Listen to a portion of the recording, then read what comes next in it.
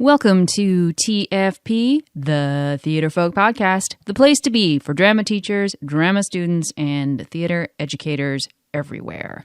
I'm Lindsay Price, resident playwright for Theater Folk. Hello. I hope you're well. Thanks for listening.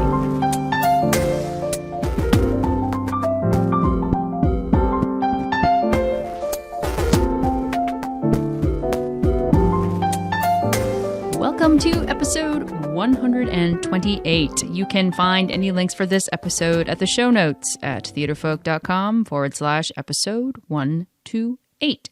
So today, a little arts education confab. Today I'm talking to Craig Branch. He works for the Educational Theater Association. And my association with the Educational Theater Association, it goes back a long time. Here we go. I'm about to put on my old sweater. I went to the first festival in 96, so it has to be before that. It might be even 95. So Craig and I were living in North Bay, Ontario, north about 3-4 hours north of Toronto, for anyone who likes geography.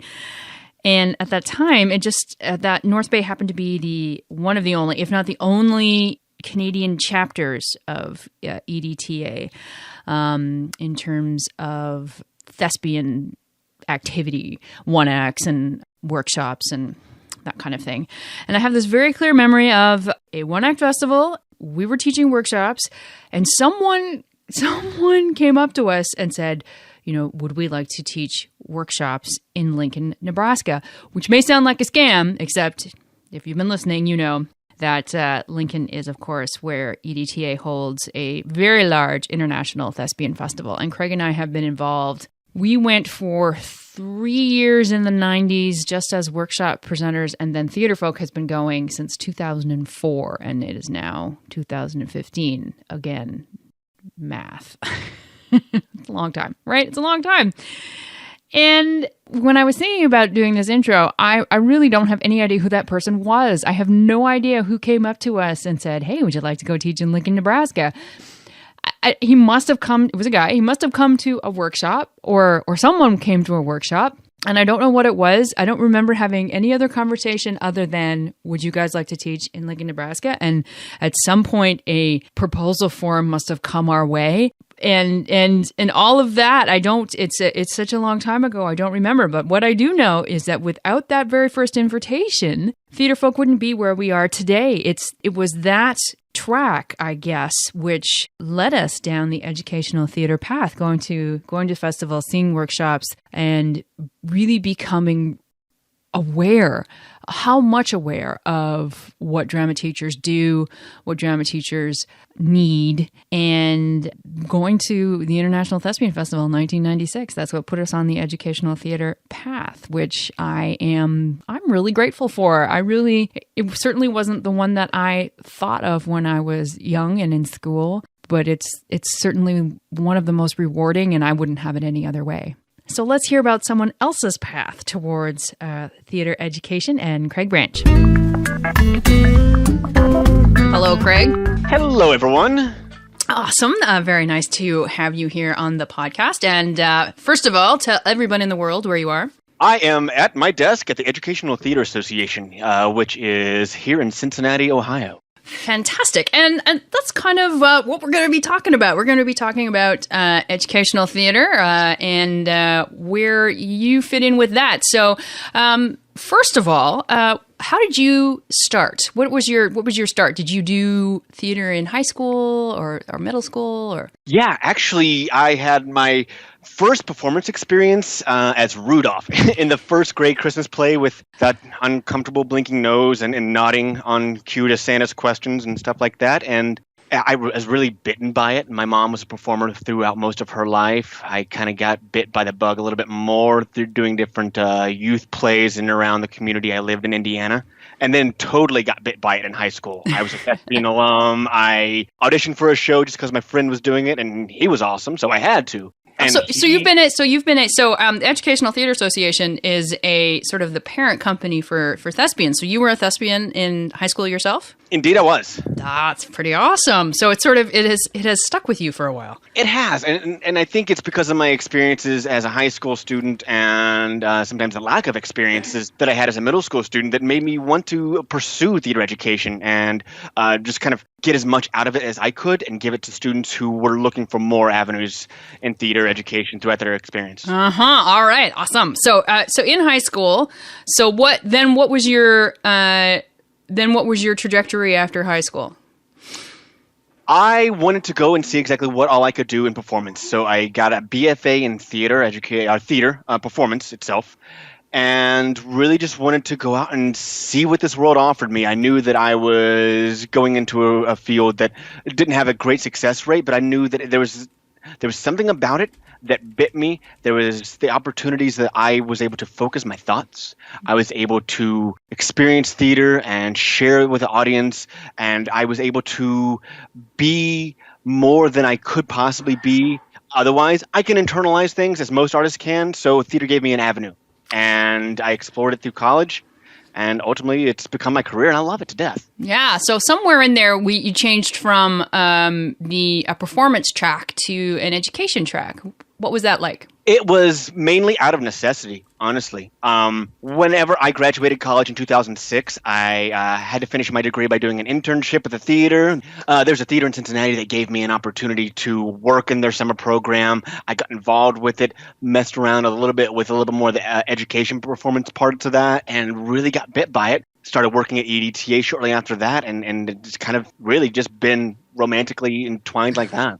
Well, I like that image. I like that image of being romantically entwined with the education part. And what do you think it is about the education aspect that bit you? It was the opportunity to be involved in a safe place in theater while you're learning about who you are as a person. Theater education is not the very competitive side of things that it can be, going outside of community theaters and stuff like that. And I say that in all sincerity and also amicability, because I've got no problem with theater outside of an educational setting. It's just you're able to try things. Whenever you're in either a high school or a college setting, you're able to explore not only who you are as a person, but character. And you realize sometimes I don't want to be doing this. I want to be doing tech, or I would rather be in front of the students and giving them the tools, empowering them through other education means. And that's what brought me into it, is that I really enjoyed what I was able to do whenever I just was able to explore and experiment with theater and not necessarily make it a profession. So I totally wanted to be that guy who patted people on the back and said, "There you go, you can do this too." Yeah, it's pretty funny that it's you enunciated it really well in terms of it's when you get to be in this side, when you get to be on this side of the theater wall, which sometimes doesn't get the credit. I know it doesn't get the credit that it deserves. That it really is about that process, and it's about exploration, and it is very much less the whole nature of show business. And I find that when I have talked to, I have a lot of friends who sort of did the same thing, where they sort of adventured into trying to make performing their job, and it became a job. There's lots of aspects of the job where really they're not fulfilling, and yet I know for me as a playwright, being involved in educational theater is always fulfilling. Definitely. And one of the things that I did find fulfilling about being a part of an educational setting in theater was that theater has a large tent. So we brought in all sorts of creative, artistic people, whether or not they were great in performance or design or directing, but they had a penchant for it. They realized that this is a safe place to be a part of something larger. And so they would paint the sets. They would help with costumes. They would be a stage manager. They would be an assistant director, and they would run lights. And they could be a part of that because theater is the collaborative art form that does have creative aspects to it. But then the educational side of it is also the theory. And you can have lots of great conversations about educational and theater theory. But I bridge the two, and I'm very satisfied in my life. Yeah, all right. I like that. I like that very much. You're sort of acting as I like the image of being a bridge. You get to do. There's lots of the opportunities I think are really interesting in educational theater. In in that way. So you ended up in this educational theater journey. You have ended up at the Educational Theater Association. So for those of us who are those of people who are listening, because certainly anyone in Canada wouldn't have a knowledge of what this association is. What, in the Coles Notes nutshell, is the Educational Theater Association? As you mentioned earlier, they're the parent organization. They operate the International Thespian Society, which is an honorary organization for students in middle school and high school to be a part of something larger. EDTA, as it is now, Educational Theater Association, is a national nonprofit organization. It's got well over 90,000 student professional members. So say yourself, Lindsay, you were a theater teacher and you wanted to be a part of a professional association. The Educational Theater Association would be your resource for that through advocacy efforts, through networking opportunities, through education opportunities, with elements like our EDTA annual teacher conference. And there's places for people to network, learn, get resources and recognition. And whether you're a teacher or a high school student, a middle school student, this is an opportunity for you to, like I said earlier, be a part of something larger. Yeah, and you must come in contact with a lot of teachers who are sort of in their own boat, where they don't have a lot of support. Either maybe they're the only drama teacher at their school, or maybe even in their district. And I think it's a great tip to kind of go reach out to an association, and so you can find other people like you. Yeah. Absolutely. And we've got people who are members of the Educational Theater Association from all over America, Europe, Canada, and other places abroad. And it is an opportunity to exchange ideas, resources, ask questions, say, okay, I'm doing this show and I need a ladder, or I need this lighting effect and I don't have tons of money to throw onto it. Reaching out to other members, you can say, how did you solve this solution? And peer-to-peer, that is a great resource for the Educational Theater Association members, is you can network and connect to people that way. But yeah, if you're a department of one, as you mentioned, and sometimes you have more of a performance or a directing background, okay, I want to have a playwriting course to my program next year, or I do want to involve myself more with the design elements of theater. How do I do that? We've got an event for teachers that is designed to give them these tools and ideas to set the foundations and to grow their theater programs. So my first memory, there's a EDT has a teacher conference, and then they also have this extravaganza for students and teachers that takes place in Lincoln, Nebraska in June, which is, that in itself is an experience. And my first memory of going to the International Thespian Festival is I saw a production of The Pirates of Penzance, and I'm in the lead center, and this life-size boat comes on stage that is filled with singing high school students, and a cannon is firing. And I'm sitting there watching this going, I'm a little girl from Canada. We don't do this. And I was floored. And I say to myself time and time again, oh, if I had come to here when I was in high school, like what would have happened? And to like be able to go to a workshop on any aspect of theater that I could see, and to see so many wild shows. What was your first experience with ITF? Similar to yours. While I was an inducted thespian when I was in high school, we didn't have the opportunity to go to the International Thespian Festival, or it wasn't a means that we were given.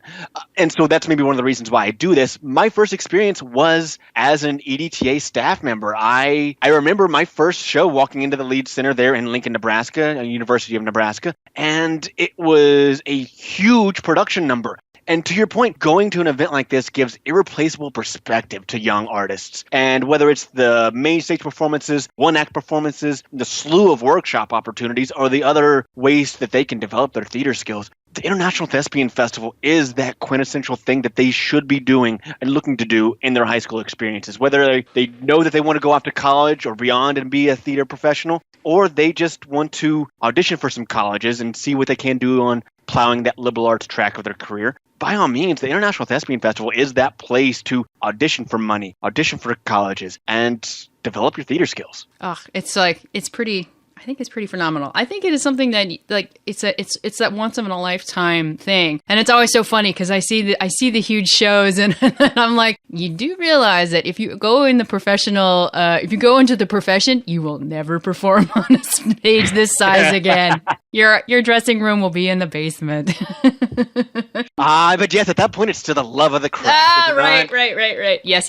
Of course, we're all in this for the love of the craft, right? Every one of us. So on that note, so on the love of the craft, we're all in it for the love of the craft. Why do you think it is so important that that high school students and have these kind of experiences? I think because at the end of the day, it can make them more well-rounded. One of the things that people do stress about the theater arts is that it is one of the most comprehensive of all art forms. And there's a whole lot of different arts integration that can be done with theater. And you can learn different mathematical skills and science elements because you can learn it through the lens of theater. I think that there's opportunities to, as I mentioned earlier, bridge a whole lot of different divides by having a theater program, by being immersed in theater. So whenever I was younger, shortly after I was Rudolph and nodding and that nose was uncomfortable and I started figuring out what I wanted to do, I was all over the place, Lindsay. You guys may have already noticed or will notice that whenever I get excited about something and passionate about something, I do talk really quickly. And sometimes the synapses in my brain fire quicker than my mouth can move. And that was even more so back whenever I was in middle school and high school. Theater, for me, it helped to hone my communication skills. It allowed me to be a little more collaborative with all those around me. It also gave me a lot of empathy. Whenever I was doing a production of Death of a Salesman in high school, I had no way of putting a face to it unless I said, you know what, Willie, it's my granddad. And at that moment, it blinked, and I knew a whole lot more about what my granddad went through and what he wants from my family. And whether or not you're talking about your own family unit there, or you're talking about a script that has nothing to do with Americans or people in our generation, you can look at it and say, wow, that's telling a story. That's not necessarily entertaining. That's giving me a snapshot into somebody else's life.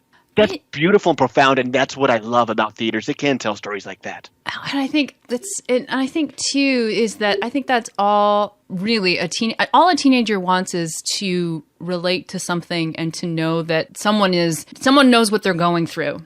And I just time and time again, I will see a play, or I will see a teenager, write something. And it gives them a little bit of hope, which I think is all we want for them, that they're understood. And I think that's almost more than anything that's why theater is so important, and I think too the educational aspect is so important, because then you get that they don't just get a performance, maybe they get maybe a reflection, or there's some talking, there's some sharing, and they don't get lost.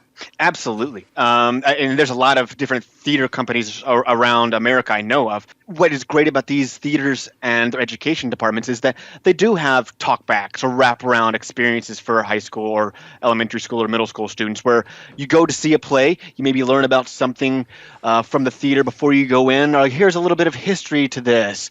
They go see the show, then a couple of days later they might have a visit from a cast member or the director, and they have reflection. And I think being able to reflect on your experiences, communicate how you feel, what you feel like, and why you're feeling that way is very important as human beings. So if we can give you this experience through theater and help you communicate that and put it into relation to your life and other people's lives, by all means. All right. I amen to that. All right. So now one thing you also, and one of the things that you do is you run the middle school national festival. That's under your command. Yeah. Sure. Let's say that. Why not?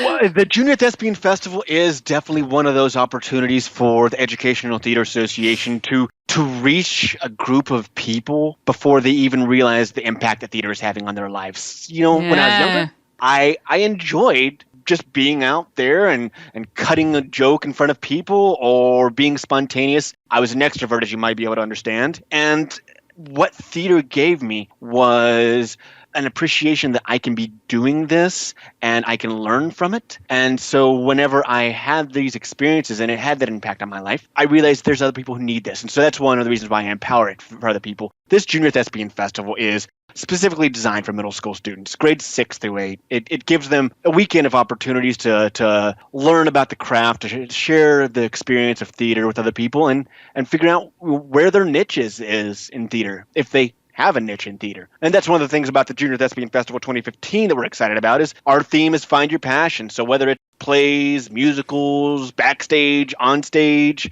there's a spot for everybody in theater. I used to be very focused on just high school. That's all we need is high school. High school is where it's at. And having in the past, I don't know, I'm going to say 4 years, 3 or 4 years, moving my focus to writing plays specifically for middle school and being in middle schools and working with middle school students. It's amazing how much of a difference, how much impact it has when they start drama.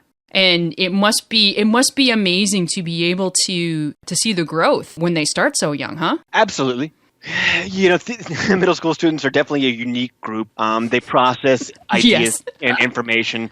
They react to things in a way that, you know, high schoolers might not. So there's got to be stories and scripts out there that are specifically for them, not only that they can relate to, but that can help them through whatever it is they might be dealing with in that school year, that month, that week, or that day, honestly, Lindsay. And so there's some scripts that you've written that really hit that market, and they can identify, oh, I'm the Clumpin' hoodie. It gives a little bit more of a tangible idea of where they are in their life, and it also helps them through that. And I think that's just also another advantage of theater education, is that theater can be an opportunity for a social voice to things. Well, and I think it's really important that it's not, you know, middle school students aren't treated as here's something that's that we've modified from high school, with workshops, with the way that we teach theater or we put on plays in the middle school level. It's got to be for them. Most definitely. When you're putting together a festival that's for middle schools, what are you thinking about to make sure that it is specific to them? Well, first of all, we try to make it a fun, safe, constructive environment.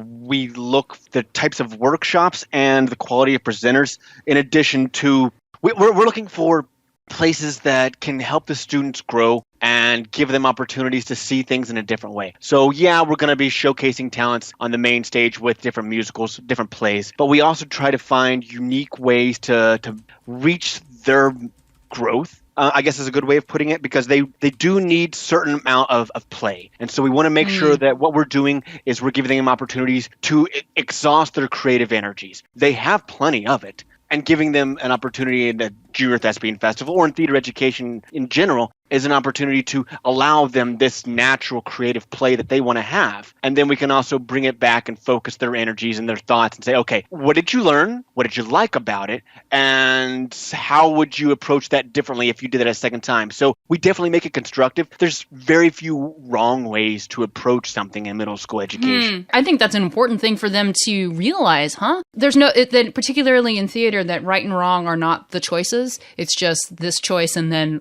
another choice.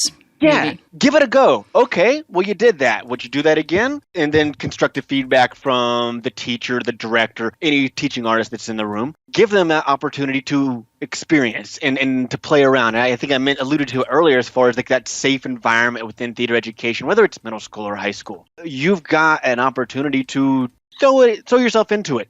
Try it. You might like it. You might walk away from it right after that. But give it a whirl. Absolutely. I love that. Okay, so you were drawn to it in high school. You tried one avenue with professional. You came back and found this passion for theater education, and here you are now. Where are you going? Where do you want your journey with theater education to take you? Speaking specifically to Craig, I've enjoyed all of my experiences in theater for the past 20 years, and I see no reason to get out of it. What I have to give is the excitement of theater, the knowledge and experience that I do have from trying things, failing, succeeding. Do I want to stay in theater education? Absolutely. Right now I do, whether that's working for the Educational Theater Association, teaching theater, either part-time, full-time. I really like the opportunities that it provides other people. So I'm in this art form for the rest of my life, whether I'm involved with the Educational Theater Association or if I'm a theater patron. And I think that's what theater education is best at, is sometimes it can make theater patrons for life if it does nothing else. I agree, and I don't think that's a bad thing at all. Is to just make someone love this art form enough to support it in whatever form. Awesome. All right. Thank you so much for talking to me today. It's always, we're just sort of, you and I, we're sort of preaching to the choir here but what a wonderful thing theater education is. But, we've got lots of folks out there who they are in that one-man boat and it's good for them to hear that we believe in what they're doing and we believe in what you're doing out there and that we think that you're important and that they're important. And that is what we believe. Yeah. Absolutely. Whether you've got a whole lot of support from your parents, your community, or your administration, what you're doing is so important in the lives of the students you touch. Absolutely. And we should also mention before we go that, and I'll make sure I put this in the show notes, that if you want to learn more about the Educational Theater Association, you can go to schooltheater.org. That's correct, yes? Indeed it is, and that is theater with a T-R-E, not a T-E-R. Oh, the right way to spell it. The English way, the Canadian way. Awesome. Thank you so much, Greg. Absolutely. Thank you very much, Lindsay. Thank you, Craig. Okay, before we go, let's do some theater folk news. So have you been checking out our blog? Speaking of educational theater and the place to be for drama teachers, drama students, and theater educators everywhere. Little shameless plug, shameless plug, shameful plug. Totally shameful, not shameless. Wait, which one is it? Is the shameless the one? Shameless is the one where you're totally okay about doing it. I'm totally okay about doing this. So it must be a shameless plug. All right. We're pretty proud of our efforts. We've really tried to take our blog and make sure that every post has something of value for you. Yes, that's right, you. Something of value. For drama teachers, drama educators, drama students. Every post has got downloadable exercises or a handout or a poster. Just this month alone, we have a video that shows Laban's 8 efforts in action, which I love. A peer evaluation post with modeling sheets, a research and write unit with a downloadable lesson plan. We want to make your lives easier. That's the bottom line. So go see if we've got anything that can help you out in that. It's theaterfolk.com/blog. Go see what we've got. Finally, where can you find this podcast? We post new episodes every second Tuesday at theaterfolk.com and on our Facebook page and Twitter. You can find us on youtube.com/theaterfolk, and you can find us on the Stitcher app. You can also subscribe to TFP on iTunes. All you have to do is search for the word Theaterfolk. And that's where we're going to end. Take care, my friends. Take